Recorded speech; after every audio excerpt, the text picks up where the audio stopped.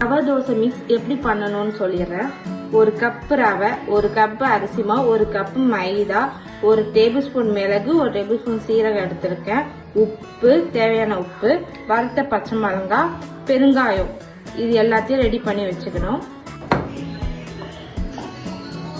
1 cup ரவை dosa mix போட்டுட்டு 1 cup தண்ணி ஊற்றி 1/2 ஹவர் ஊற வச்சிடணும். ஊற வச்சிருந்தேன்னா அதுலேருந்து 1 டம்ளர் தண்ணி ஊற்றிருக்கேன்.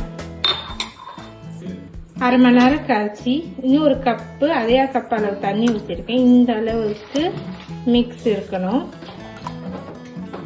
ரவாவை நான் நல்லா ஹீட் பண்ணிட்டேன். ஹீட் பண்ணக்கமா டம்ளரில் தான் எடுத்து இந்த மாதிரி ஊற்றணும். நல்லா சூடு ஏறினா உங்களுக்கு இந்த பபுள்ஸ் தான் வரும். அப்புறமா எண்ணெயை நல்லா தாராளமாக ஊற்றிக்கலாம். இந்த மாதிரி நல்லா செவந்து வரணும். செவந்து வந்தோடனே நீங்கள் எடுத்து மடித்து எடுத்துக்கலாம்.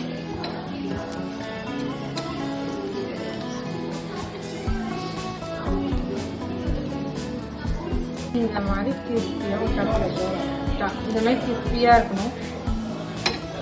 கிறிஸ்பியாக இருந்துட்டு இந்த பார்த்தீங்கன்னா